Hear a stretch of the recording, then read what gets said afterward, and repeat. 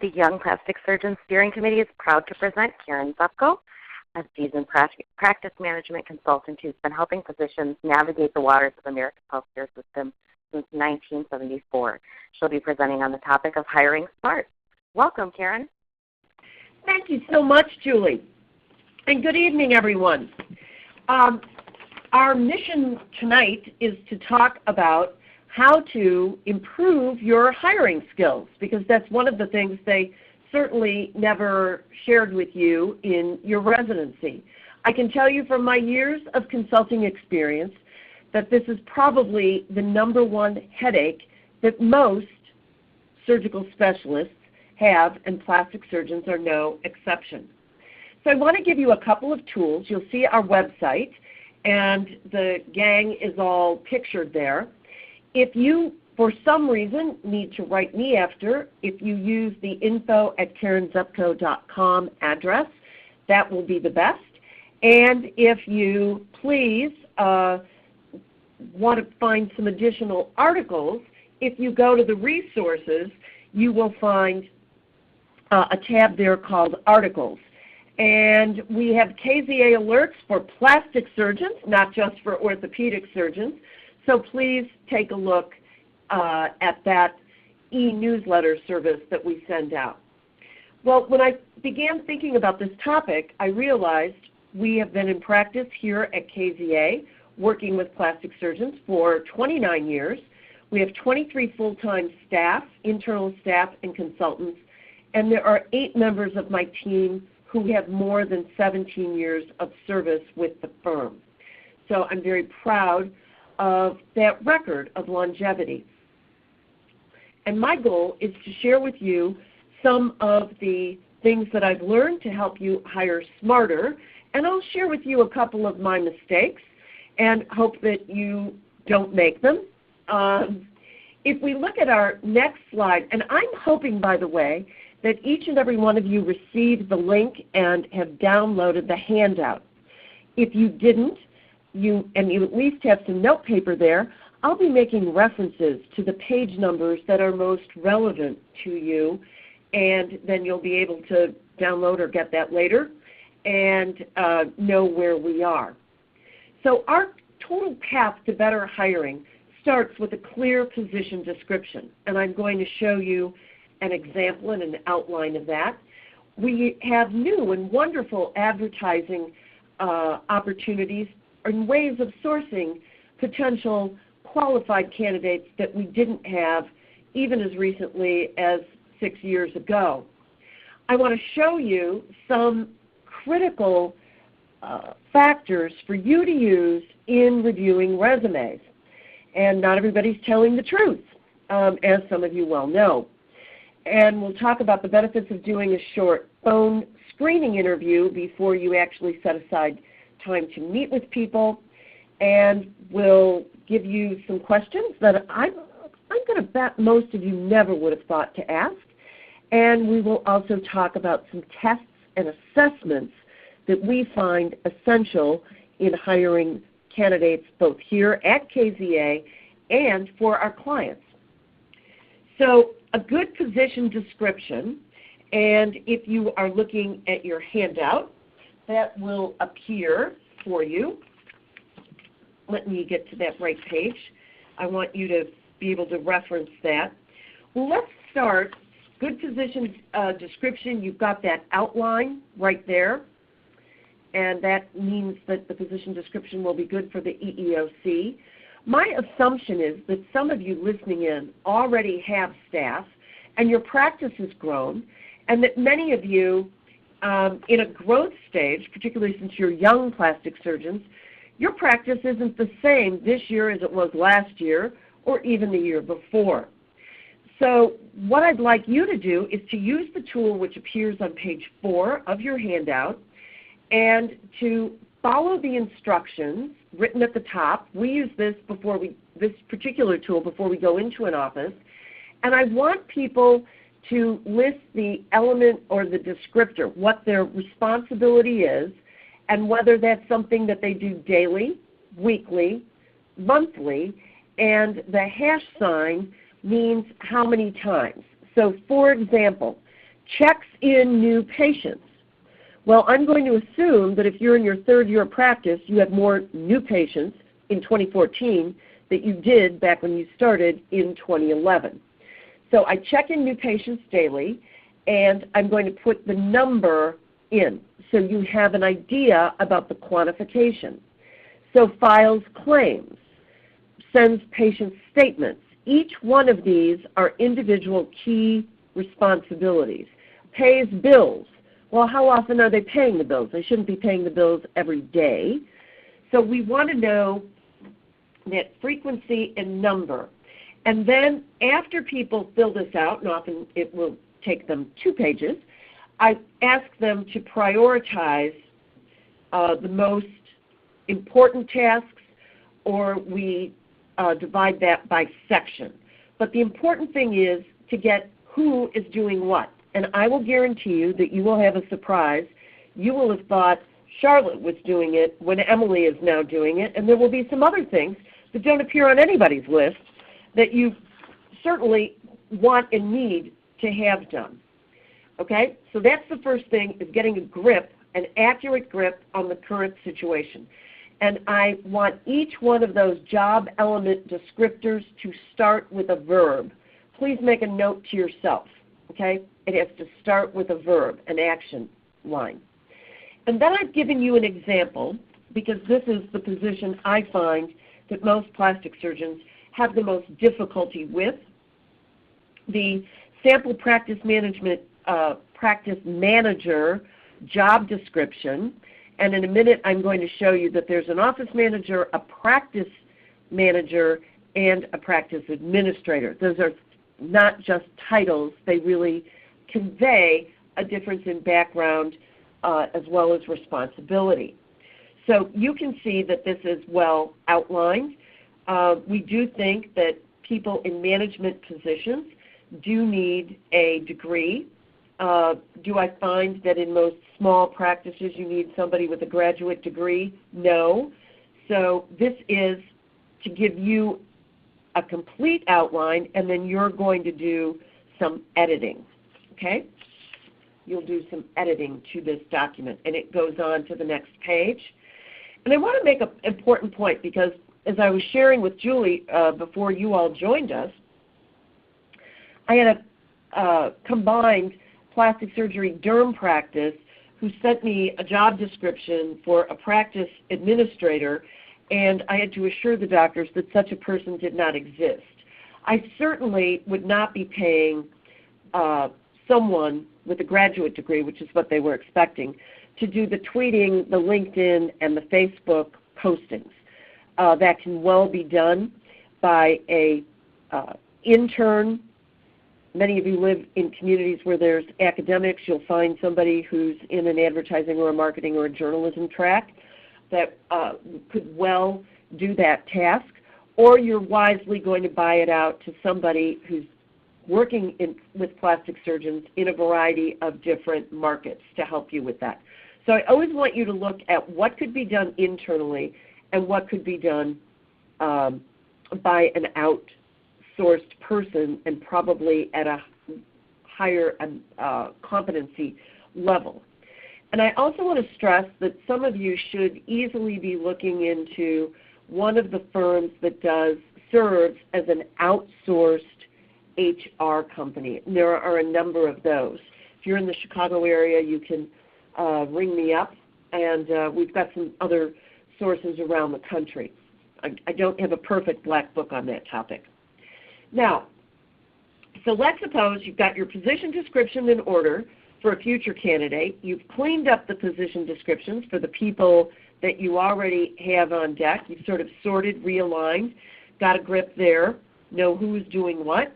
Now if we look at page 7 of your handout, I want you to look at the staff gap analysis and to see what your staffing needs really are. And you'll see on the slide, it says, well, Julie's been here for 5 years, so she can manage the staff. The problem is that Julie, who is our bookkeeper, has never supervised people and tends to be more introverted than extroverted. She has had no training, and let's do a little underlining here, no training in supervision, or she's never made hire and fire decisions. And you've now made her responsible for 7 employees and $2.5 million in revenue. And let me say, I see this regularly, and it's a recipe for disaster. Okay? So before you decide to appoint someone to a new series of tasks, I'd like you to go through these questions, ask yourself these questions, and what is the biggest area of need I have for this position?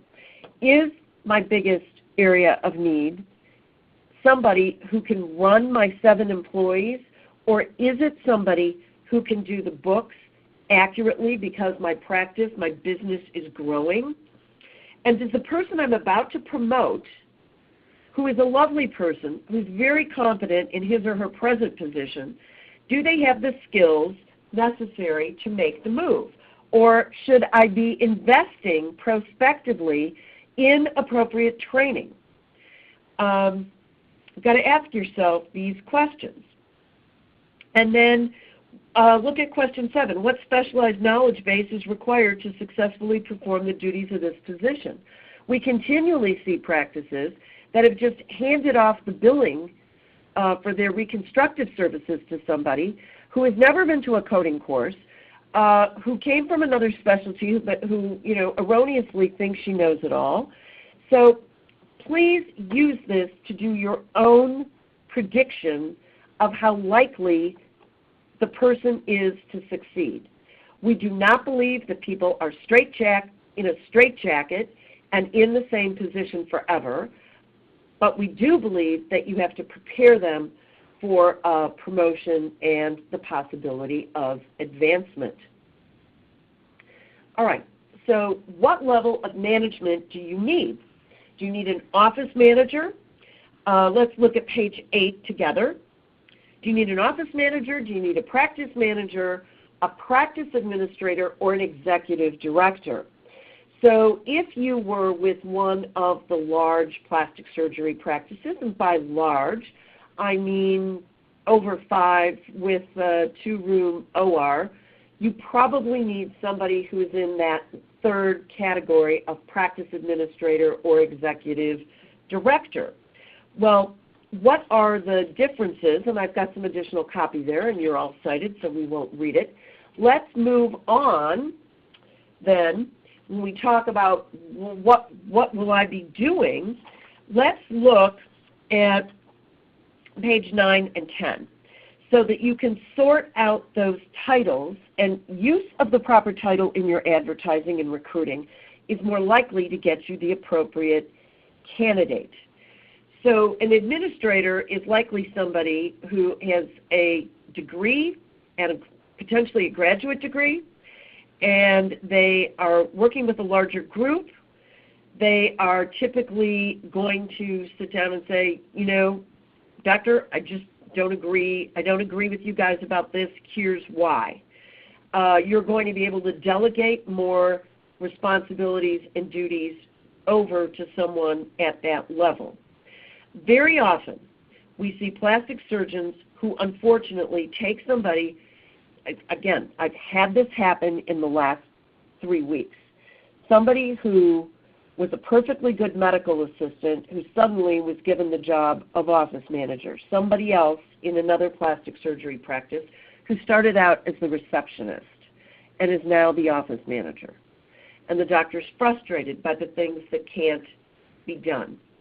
So if your practice grows and you're listening to me, you say, well, what am I supposed to do with that first person who was with me? She's so loyal, she's hardworking, she's dependable. Correct. We may need to rethink the titles, and again, we want to look at the actual competencies and responsibilities. So I really encourage you to read through these descriptions very carefully, and I've got a key question for you here, and that is, this person that you've decided to ordain as your practice manager, would any other business hire this person to manage a $1 million, a $2 million, or a $3 million entity? That is a key question. Could they go to the hospital and manage some outpatient service line for a satellite? Would the hospital hire them? And I feel as though many of you, if you asked yourself this question, you would know that the person you have in the position probably is not perfectly suited. Well, this leaves many of you saying to me, Karen, well, where am I going to find these perfect applicants? Where do these people exist? Well, you're not going to post an ad that looks like this, although I have had a doctor say this to me not too recently on the phone. We are going to use modern technology. And if you look at page 11, I want to go through this with you. If you were interested in finding a true practice administrator, and many of the nursing groups are all filtered through Healthy Careers, so take a look at that. We, in some markets, have had excellent luck working through LinkedIn, okay? And if you're not on LinkedIn, for heaven's sakes, you should be. So that is, our Houston office attracted a first-class group of candidates using LinkedIn. Craigslist depends from market to market, and we've given you some criteria there. Career Builder is the modern-day alternative to the Yellow Pages.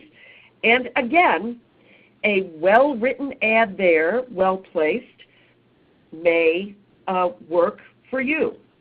At the bottom of the page, we encourage you to use the local schools. So if there's a nursing school, if there's a medical assistant school, if there is a 4-year degree in health management, you might find somebody who has just finished that degree, who had previous work experience, who'd be perfect for you. And then, of course, there are the reps. And I want you to know that this is a two-edged sword, because you may discover you find somebody through this means, and that your ace nurse injector 3 years later is seduced by the rep to go to work for a client who has a bigger injectable practice. So, you know, that's, again, a two-edged sword, a door that swings both ways. Now, a good part, let's suppose you've got this candidate. Actually, before you've got the candidate, you've sourced those candidates, you have got to think about compensation. And we want you to think about compensation as a package. It isn't just the salary, okay? And there are a number of sources for base salaries. The Medical Group Management Association is one.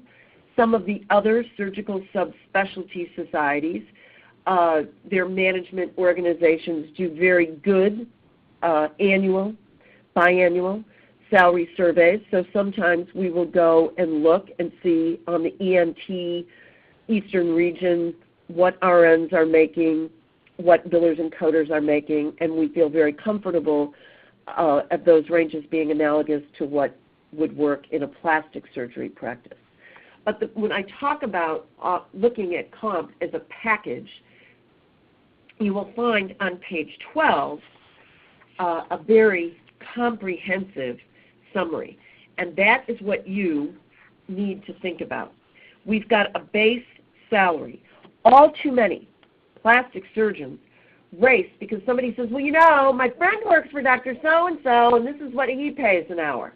You have to look at your overhead, and the size of your practice may be bigger than Dr. So-and-so's or maybe smaller than Dr. So-and-so's.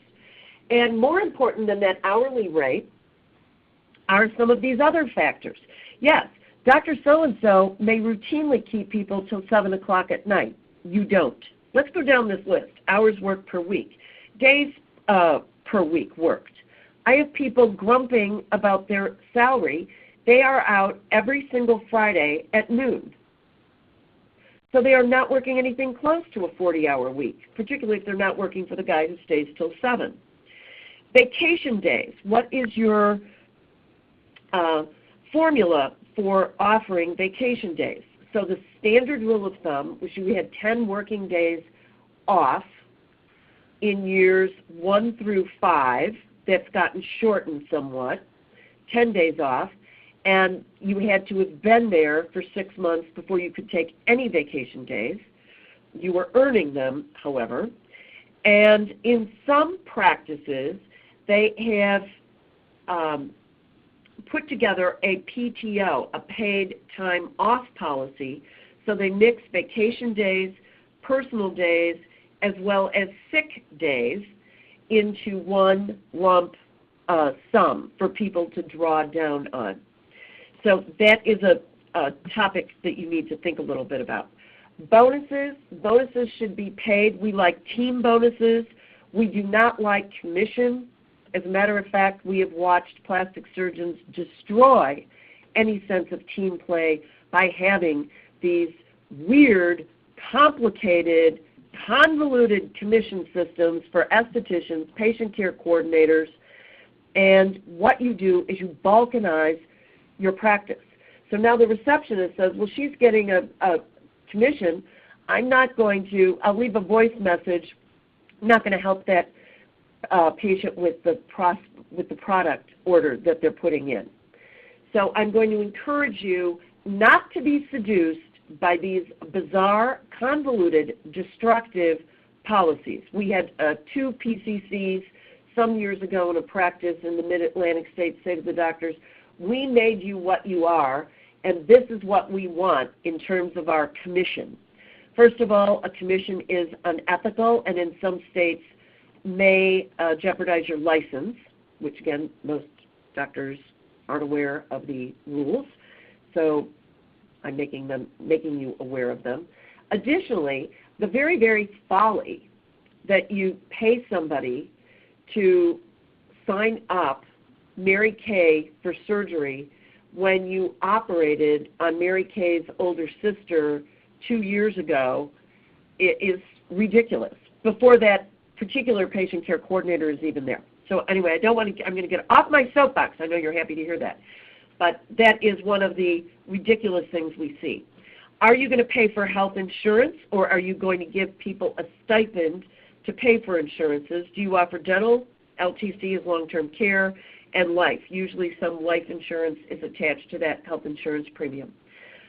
If you're just starting out in practice, you yourself may not have a 401k, although we would urge you to start that as quickly as possible.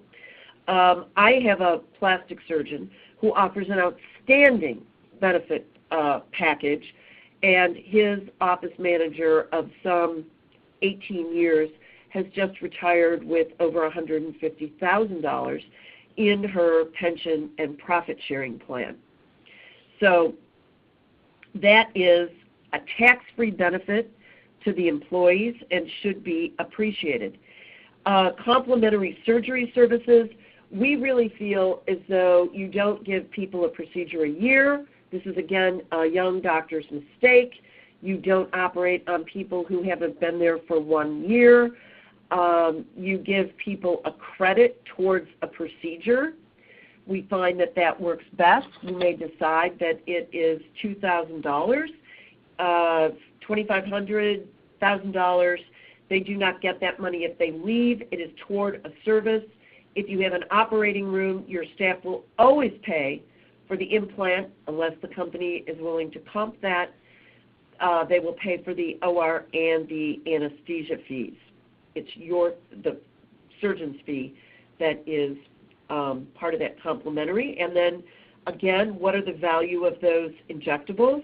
As a person who receives some of those treatments, I can tell you, and pays for them, I can tell you that that is an appreciated benefit. If you're in an urban area like Chicago and you're paying that $23 a day for parking, that's not to be underestimated. Here at KZA, again, being in an urban area, Chicago, we give people a transportation pass. They get some money toward a CTA, which again is tax deductible to me and to the employees, so it's the best of both worlds. Continuing education allowance, many surgeons bring their staff to ASPS and ASAPS courses for their own improvement and so that they can develop new skills and grow in their positions. Uniform allowances, etc. So I want you to think about compensation as a total package, include time off, and those additional services. Well, when you have that comp package designed, you might now start to look at your resumes, and I want to make a couple of points. There are a lot of lies on resumes, okay? There are a lot of MBA degrees that aren't. I have personally, if I had a Bible, I would swear on it. I have personally had 3 good-looking blonde girls who have not finished high school. Do you hear what I said? Applying for jobs as practice managers and as patient care coordinators. They had dropped out of high school for a whole interesting array of excuses. Thus, we're going to look at the rest of these. I assume that nothing that somebody puts on their resume is in fact true until I check it out, okay? So you can see inflated salaries. Let me share with you the technique used by one of the more entrepreneurial and some might say tough women surgeons I work with in New York. And when somebody says, oh, well, I was making, 105 over with Dr. B, she says, that's great. Bring me your W-2. Long silence. They weren't making 105. They want 105. So I'm going to suggest that you regard these early initial interviews as a case somewhat of liar's poker, okay? I have had people who said, oh, well, I told you it was 105. That's not what will be on my W-2 because the previous doctors I worked for, well, when patients would pay cash, they would cut me in. That was a very stupid decision because any time that woman decided she can call the revenue service and call you out and get a finder's fee. So please play straight with the revenue service and understand that people such as myself are not interested in hiring people who are loose and fast with the rules. So this is a true scenario. I asked this woman, I said, well, why didn't you list any of your previous supervisors? So something about that didn't sound quite kosher, as you might imagine. I would love, if we were live, to see how many of you are looking at potential top candidates and seeing their Facebook, LinkedIn, or Twitter feed. And I thought you'd find these statistics interesting. We do look at people on LinkedIn, and I find that when companies are looking to use our services, they check us out on LinkedIn. So that's fine. You can see on this statistic, by the way, let's go back. Healthcare is using these tools the least. So the IT industry, 52%. Okay? I want to recommend this book to you, and if you don't get the book, I'm obviously not receiving any commissions on this. At the very least, promise me you will go online and read some of Adam Bryant's columns in the New York Times called The Corner Office. So it's my go-to in the business section of the Sunday New York Times. It's on page 2, and it is one of my very favorite forms of reading, and I've gotten all sorts of interesting ideas, both about leadership, leadership development, and terrific questions to ask during interviews. So I really do think that you'll enjoy that. It's brightly written and fun to read. So let's suppose we've done a phone interview, quick phone interview. This person is able to speak in complete sentences. they have a pleasant speaking voice. You can imagine them chatting with your patients nicely on the phone. It's a voice that you're going to enjoy listening to, and they're coherent. So now you've decided to bring this person in, and you're going to send this email, okay? Please complete the following application and return it to me. And you will see that application on page 20. Begins on page 13, all right? And we've done it in big type so that anybody can write. You are welcome to photocopy this and cut our name off if you want, or the thing at the bottom. But I wanted you to have a legal application, okay? So when we go through this, have you ever been convicted of a felony or a misdemeanor? All right, no, great. Are you available to work in the evening, on weekends, full-time? You want them to fill this out on the application. You do not want a verbal approval.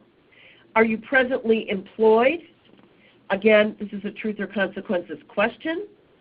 And I want people to account for any full month since leaving school that you were not working. So good reasons might be I was home taking care of my kids or my aged parent, all sorts of perfectly good reasons. Those are not damning. I just want to see if they tell the truth. And then you're going to look at their degrees. All right, so my applicants had filled out that they had a high school diploma, 3 people.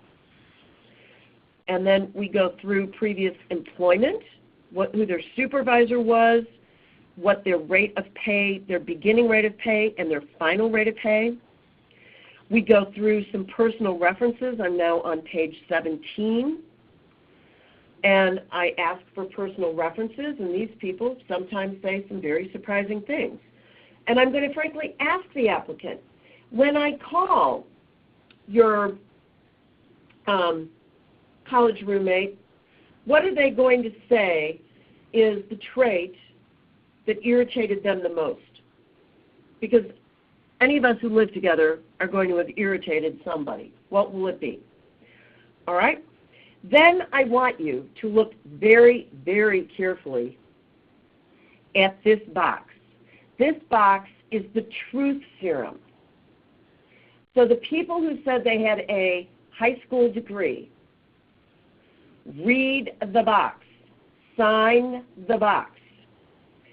All of a sudden, people go back and want to make corrections. This is why you do this. You do this with everybody.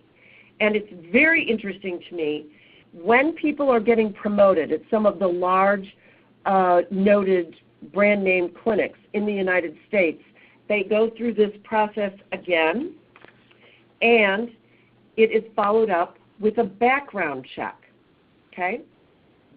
It's followed up with a background check, and I'm going to talk with you a little bit more about background checks.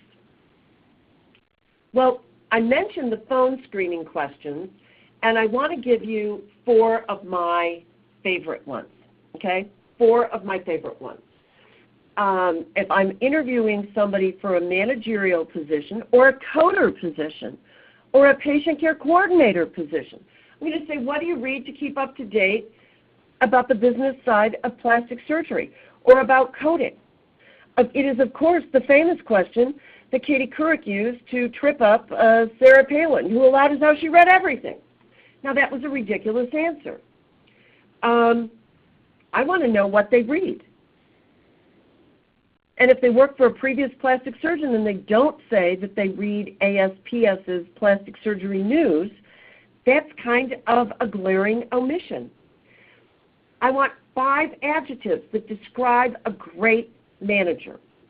So I don't want to hear about the litany of sorrows from the past manager, but I want to hear about what, in their view, would make a great manager. In other words, you. What are they looking for from you? In thinking about staff, geez, you've been a part of a staff or you've led a staff.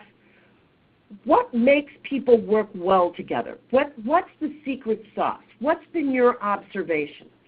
Or what's been absent in your previous situations that caused tension and friction and lack of cooperation? And if I'm interviewing a manager, what have you learned from your mistakes in the early days? One of the things you will notice if you go back and read 7 of Adam Bryant's columns in the New York Times is, I'm going to guarantee you, at least 4 of those columns, the C-suite officer, in other words, the CEO, the CFO, the CIO, Chief Information Officer, the CMO in a medical organization, the Chief Medical Officer, they are all going to say, if somebody hasn't made any mistakes, I don't want to hire them. They don't have enough experience. Or they're lying. They have made mistakes, and they just can't own up to them. And they talk about their own mistakes. So mistakeless people are not to be sought after. You should be fleeing from them. All right, now, let's suppose, go to page 18. Let's suppose you now have this person live, warm, and personal. You want to avoid I want to talk with you about a velvet crowbar. A velvet crowbar question means you get the candidate to talk. You don't want to ask yes and no questions. Oh, you went to Villanova. Oh, I can see that you like cycling. You're not learning anything. You're testing them to see if what they wrote on the resume is what they're going to agree to, and you're leading the witness in Perry Mason language.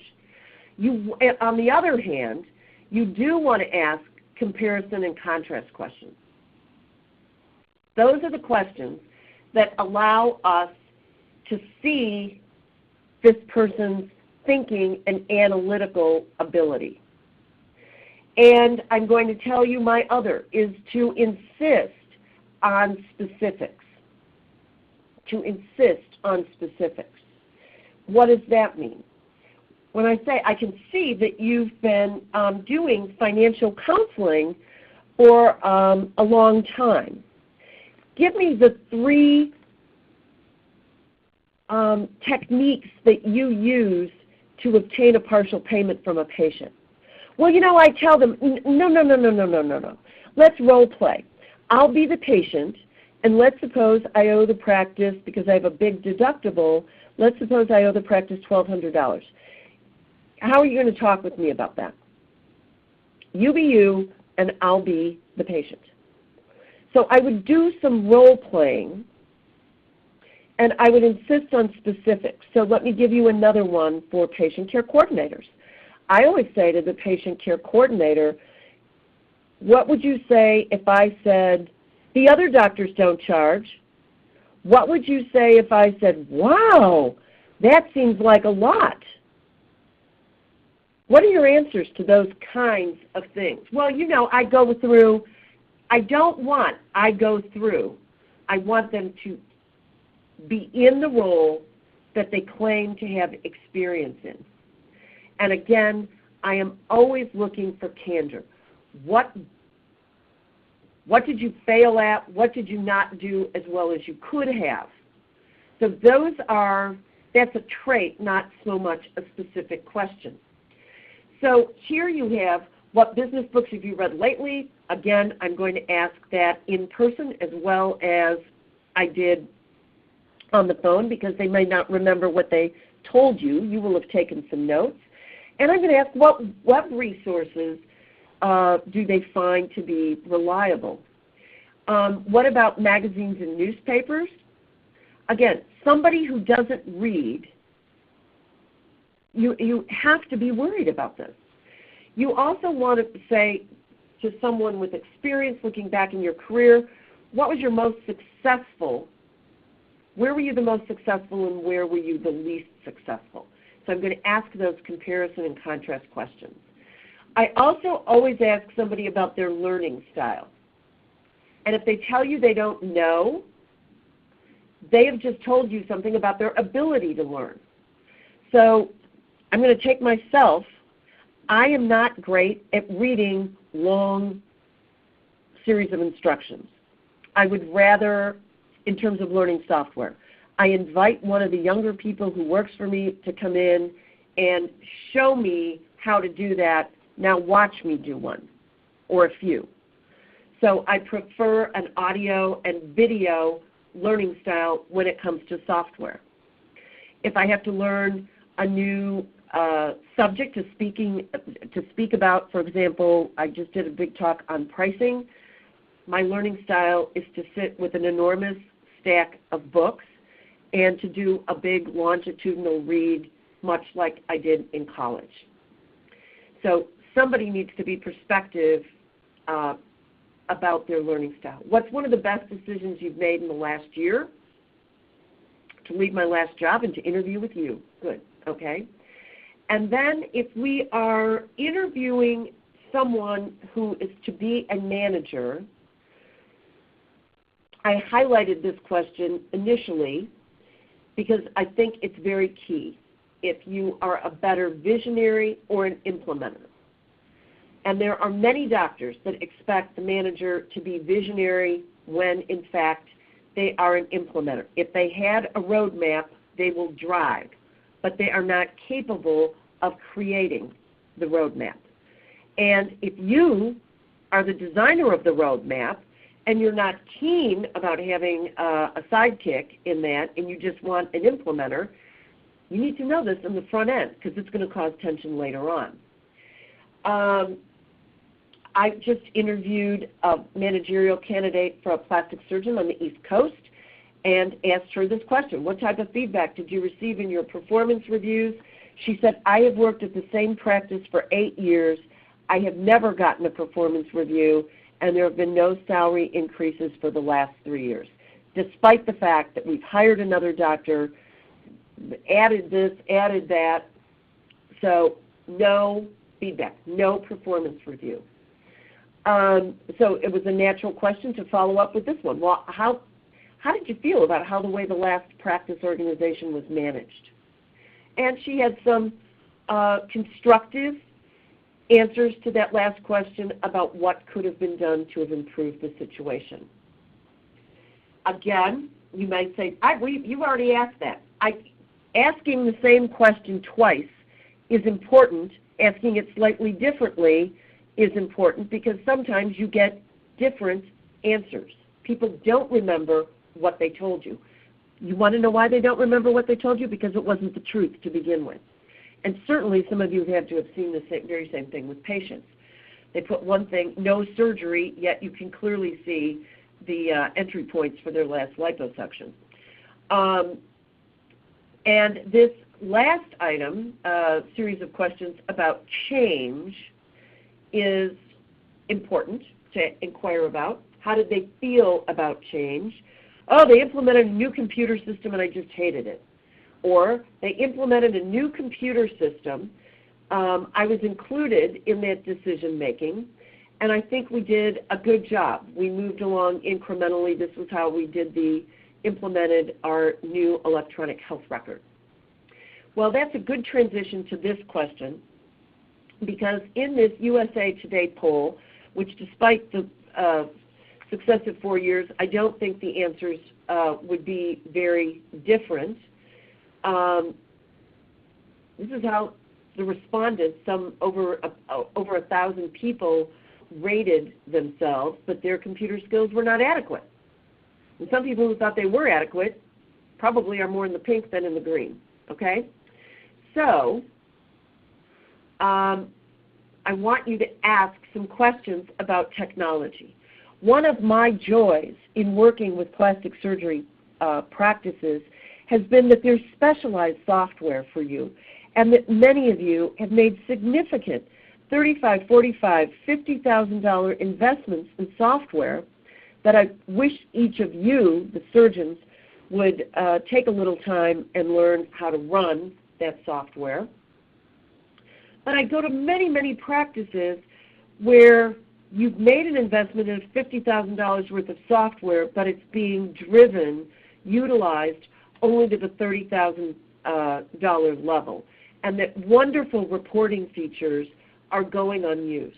So I want to be sure at whatever level, whether you're hiring a receptionist, a biller, a manager, or a patient care coordinator, you're going to ask about their ability to use the current technology. And never assume that because somebody comes from a previous plastic surgeon or derm practice and uses the same software that they were using it correctly. I would never make that mistake. And I'm very interested in number 3. Tell me about the security steps you took to safeguard patient data. If they don't have any answer, they don't know about encryption, they've just told you something. If they, again, are supposed to, they were the lead implementer, how would the people who work for you describe your training style? We are currently working at a practice, not plastic surgery, where the so-called, in quotes, manager put this new software system, they took the billing back from a company, dumped this in the biller's office. The manager does not know how to work the software. Now, this manager is not going to be fired, but is likely to be freed to go somewhere else with her incompetence. Questions for other employees and interns. So if I were interviewing a receptionist, we are big believers here at KZA, by the way, in having qualified college interns work with us. And they are a joy, always add something. And I would encourage more of you to utilize this source of labor, and we do pay them. We don't ask them to work for free. So these are a series of good questions for you to ask them.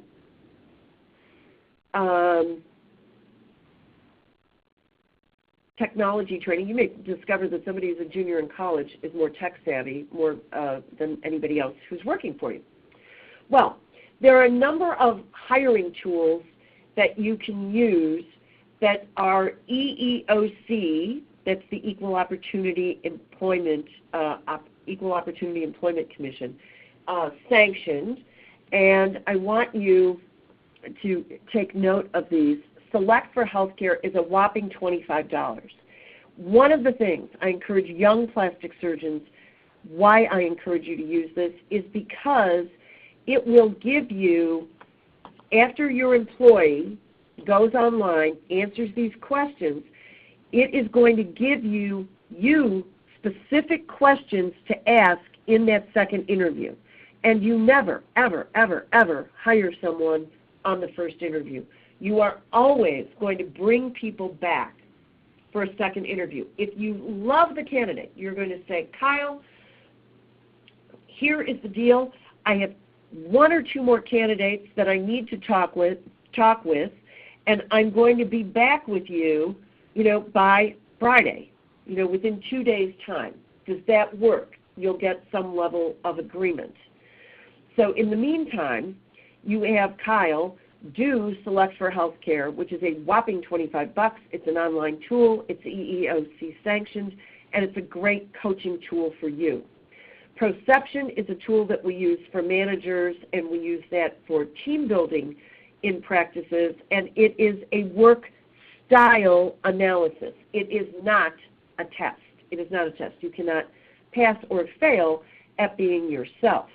I'm going to talk with you in a minute about some specific skill assessment tools that I think you're going to be very happy to learn about. And there is a background check company that we have been using for 10 years called RHR. If you are not currently doing a background check for all employees, I'm going to just strongly encourage you to change your ways. You have a lot of money in a plastic surgery practice.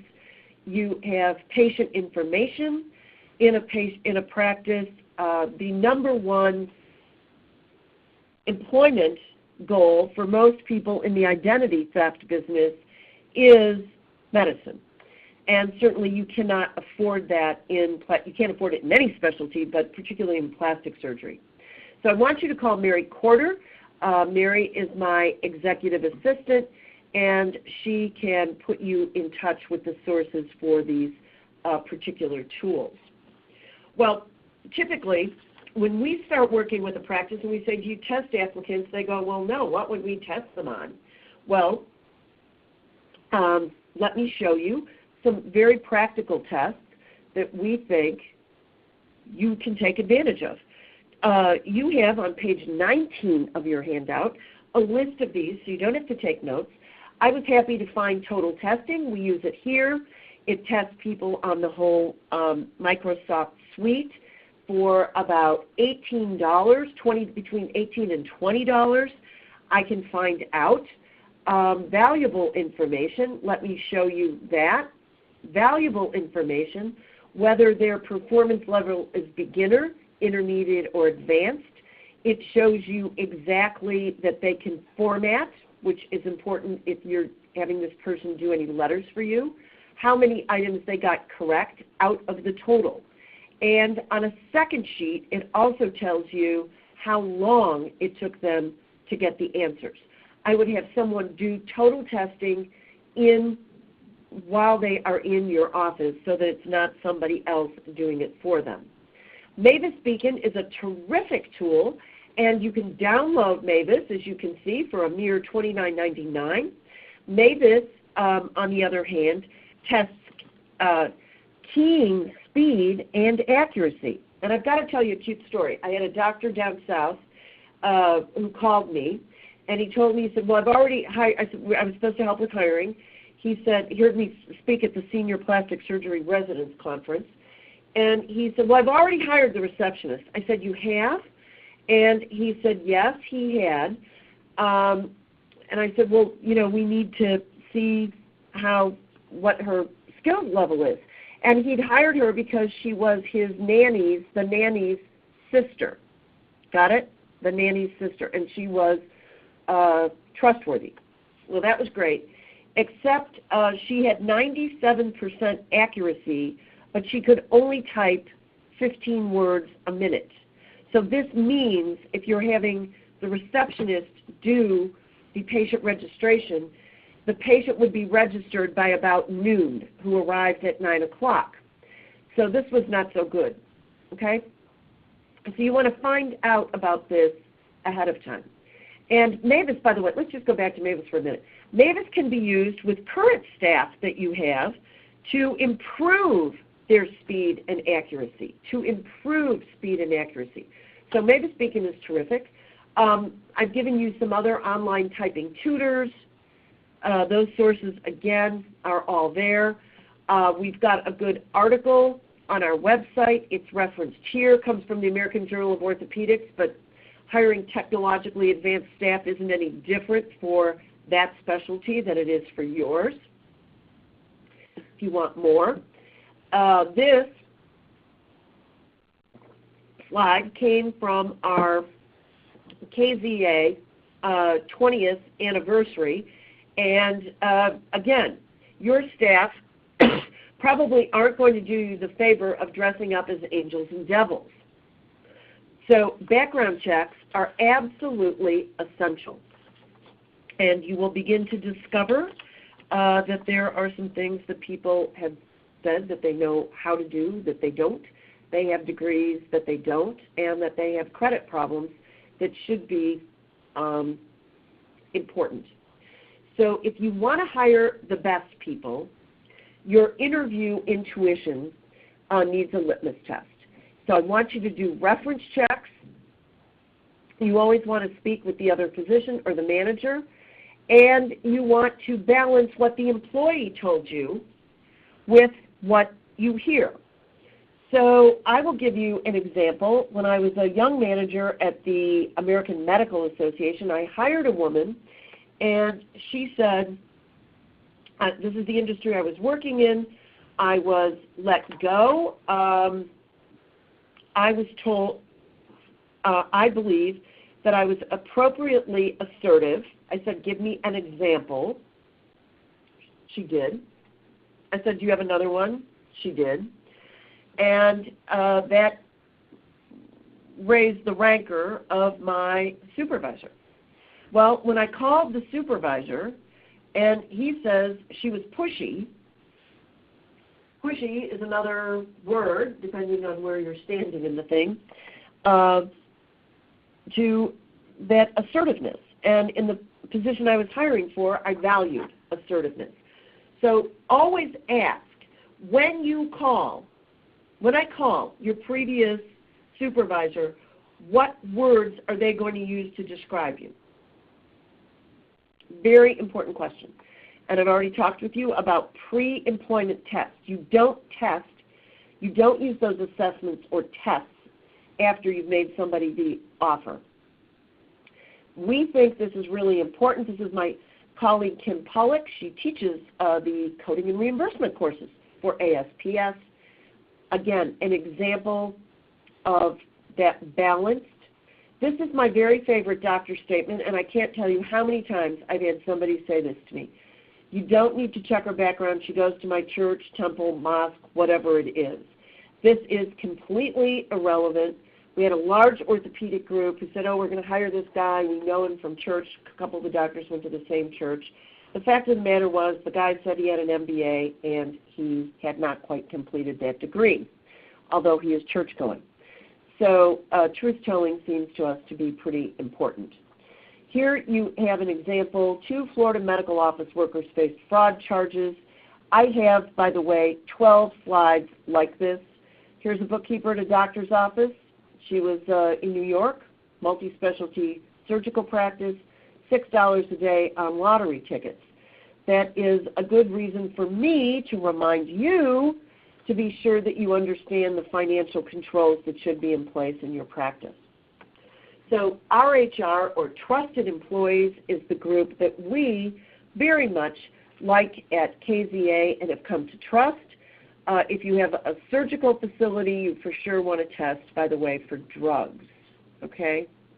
So this is what that application, not the application, excuse me, what the report looks like.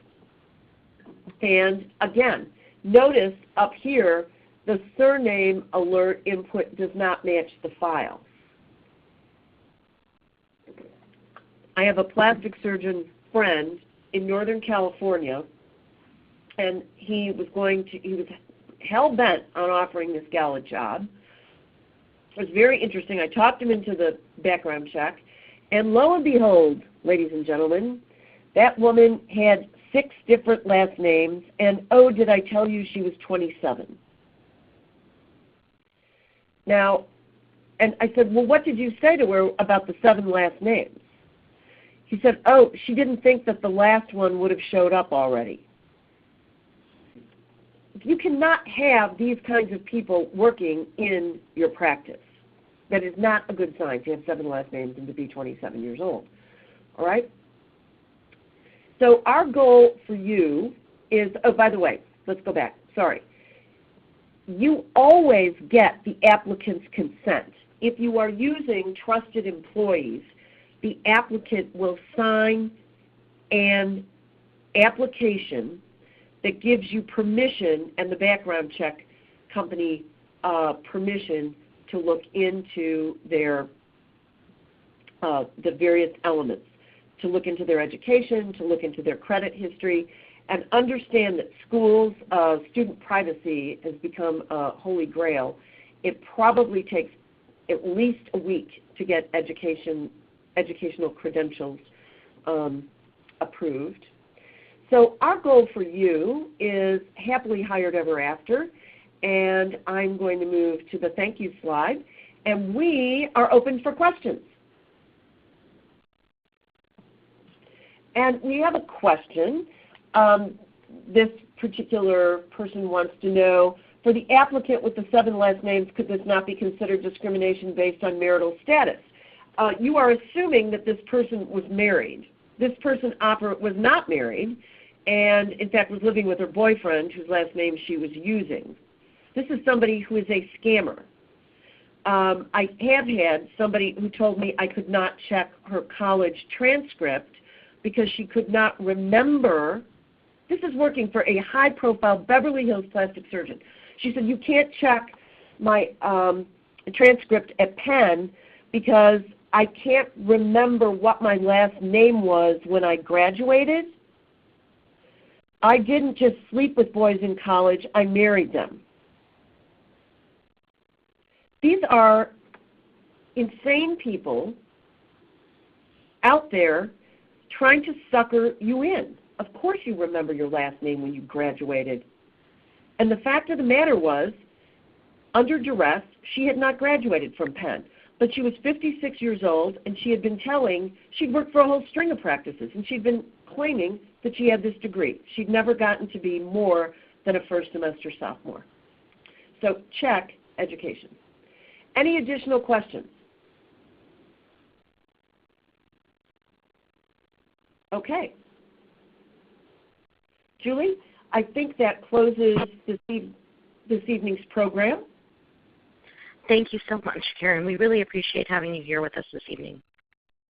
All right, and let me just say, if you are too shy to ask your question, please write me info@karenzupko.com, and we'll be happy to try to help you. Okay? Thank you, everyone, for calling. Have a great evening.